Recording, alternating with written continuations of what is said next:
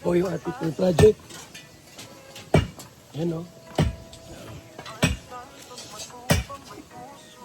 Apartment type para sa mga scholar.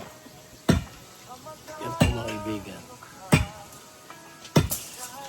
Ating pong panoorin yung vlog nila Mirador at Kuya Brox. Paano sinabon si Franz Ibia? Mga kalingap, ito yung video. Ito yung video po ating panoorin mga kaibigan. Na lang, ang lola, siyempre, nag-iibang mood yan. Kayo na mismo magbigay, galang. Huwag mo sabihin na, hindi ka ginagalang. O kung ano mang sinasabi niya, huwag na. Tama na. Problema sa pamilya, dapat tayo. Okay, ha? Tayo lang nakakaano. Okay. Franz, ha? Pasisahin mo na ang lola mo. Opo. So naman po nung nagkausap na yung tungkol doon dati sa binidyo ko siya. Nag-ano na po ako, nagpasensya na ako sa kanya. Hindi man na po ako nagbablog sa kanya. Dahil nga po doon sa topic lang ni Berador, kaya napasama siya doon. Pagsubok. Naipasama siya. Pagsubok yun. Huwag naman na rin. Kahit na meron ka na Kasi rin. isa sa reason po yun. Ay, dahil Isa na rin kasi yung nainis baga sa iyo. Opo. Yung mga nag-reaction sa'yo. Kita ko kagabi. Ikaw pa muna yata na panagpil. Oh, pero walang sinabing masama sa'yo. Opo. Diba? Tayo pa ngayon. Tapos, ang lola mo ay prangka yan. Prangka lola mo. Ayaw na niya makikita ka na, nagla-live ka, tapos sinasabi mo hindi maganda kung ano siya, ano ugali niya. Di ba, Janila? Iwasan mo na yan, Franz, kasi ikaw ang mayroong channel. Ha? Okay. Kung mayroong sponsor na parating mo kay lola, tapos, pwede mo naman sa i-vlog. Ipasa mo doon sa messenger ng sponsor mo. Tapos, ibigay ko na po sa kanya. Oo, video lang. Yun lang, wala man masaya. Patunay, abot mo. Huwag nang, Kasi ayaw din ni Lola na i-vlog kasi feeling niya siguro na parang pinakawawa. Ano ba? hindi lang yung kaya. Ang daming tuloy na galit sa kanya. Dahil doon sa pinakita niya. Kasi unang-una, si Lola nyo ay hindi naman beneficiary. Sa yun. Kumbaga, obligasyon nyo din siya na bigyan ng kahit kunti. Siyempre, baga, Tama. nung panahon na hirap kayo, sila din ang umaralay sa inyo. Ano man ang nakita mo sa lulo Give mo. and take, baga kung gaano. Okay na. Ha? Okay. Sana hindi na maulit. Kasi mahirap ay. Hindi ko na po talaga yung pinapakalaman dahil lang nga po doon sa topic ni Berador, kaya napasama ko. Subok yun. Normal yun. Kasi ang ano din naman ni Berador, nalaman niya kasi na, siyempre, Mandado kasi po yung gano'n. wala kayong pinagpaalam kay Kuya, siyempre, parang kami din lahat, na unang-una, Kalinga partners ka, hindi ka naman beneficiary. Okay. Ano daw? Sa lahat-lahat ng Kalinga partners, ikaw ang blessed kasi ikaw yung, kumbaga ginastusan ni Kuya, baga, yung binahayan. Sino, walang Kalinga partners na nakita niyo na binaya ni Kuya. Ikaw. Anong napag-anahan niya Kuya Brox? Daria, okay na. Ngayon, ang unang puntahan ng dalawa yan. Sino maunang pagkapit ko? Dapat Lola niya? magkaayos muna Hindi, sila. okay, lola muna bago mag... Hindi, pupunta tayo doon sa basama na tayo doon. Sama-sama na. So yan po yung ating pong napanood ha. At yun po yung ating mga officers ng ACBP. At inayos po nila yung mga sigalutan. Problema po nila ni Franz sa kasalula po niya, mga kaibigan. Update natin sa apartment type. Ito na po yung ating mga volunteers. Yan o.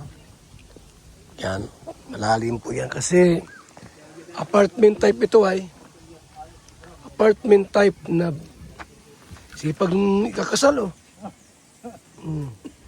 All around, pambihira ito si Berador. So yan po update natin. Muli natin panoorin yung video. Ha? Yung video po na pagpunta nila doon kina Franz at sa Lola Susan, mga kaibigan. So, ang request ng pamilya, gumawa ka dyan ng note, Ria. Diyan na lang susulatan, diyan na lang pipirma sila abot doon sa usapin. Kasi ayaw na nila na pumunta ng barangay.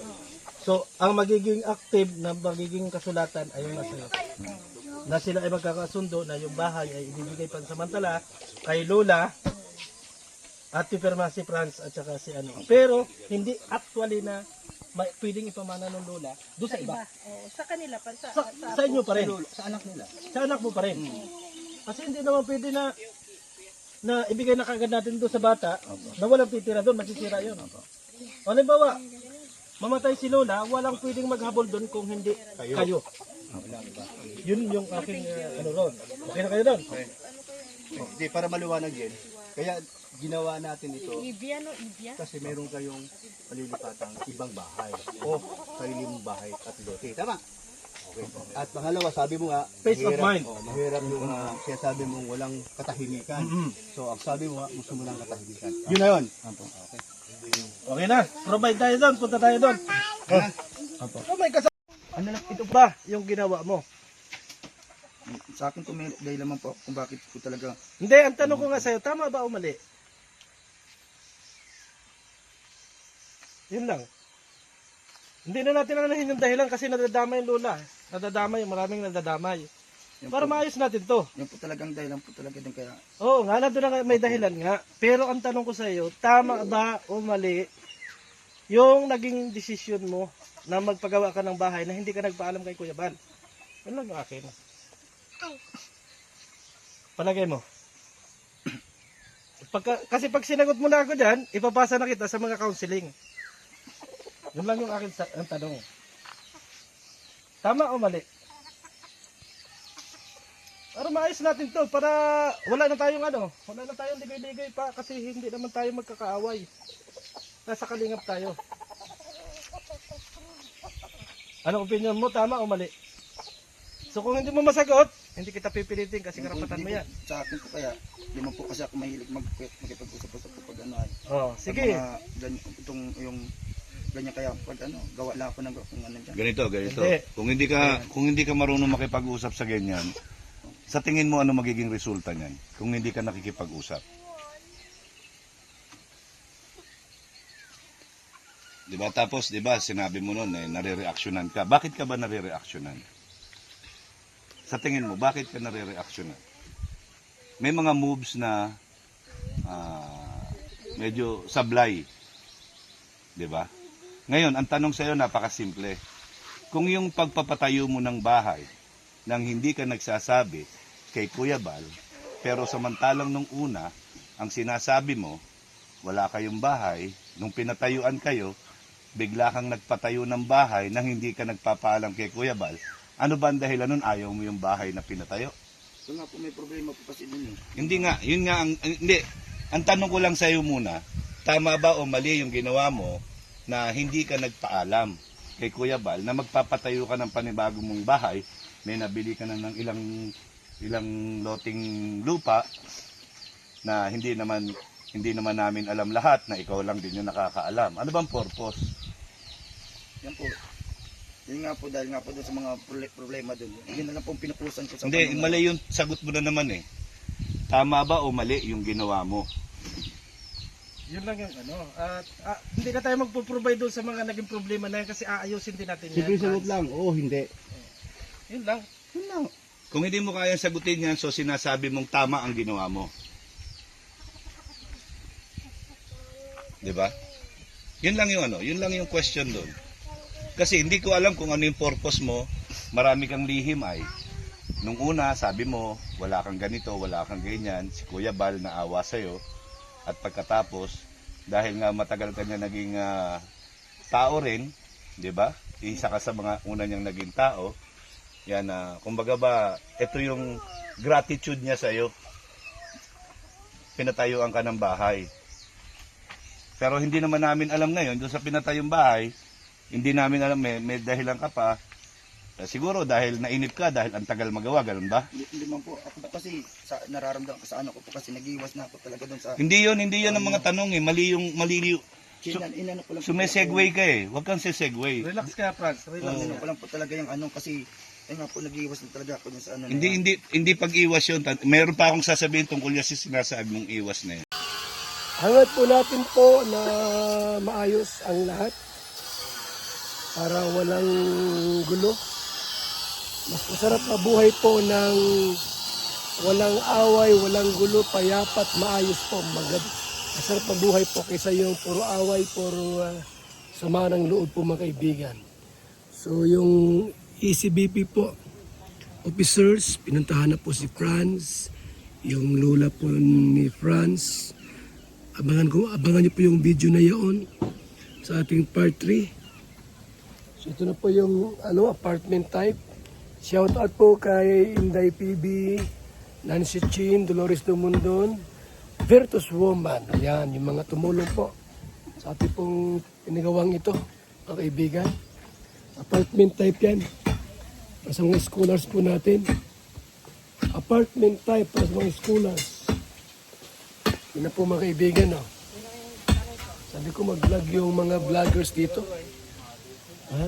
Pero naman may vlog sila po sa ating mga kabahay po at projects.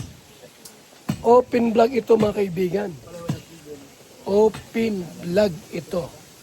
At sinong vlogger po, kalingap mag-vlog dito sa mga pabahay natin at mga projects. Patunay po na ang inyong papabal ay hindi tumitigil sa mga project pong pabahay. So mga kaibigan, salamat po sa inyong walang sawang suporta. At asahan nyo po yung mga scholars natin dito sila titira. Dito po, isang building pa, pag ako may pira uli, makaipon-ipon pa. No? Sa mga guest natin from Manila, mula sa ibang bansa, gustong magpasilang dait, dito pwede rito.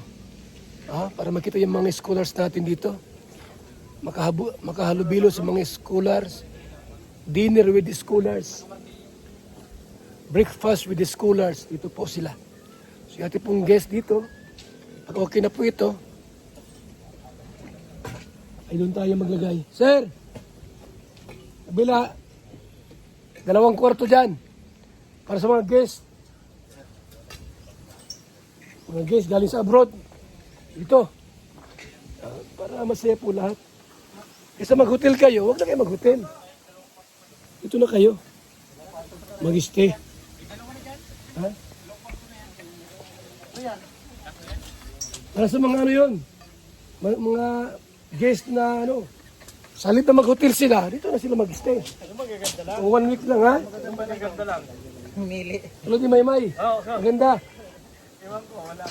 Salamat po. Mabuhay. God bless. Sa inyong panonood po sa ating mga vlogs at sa ating mga projects, mga kaibigan. Salamat po.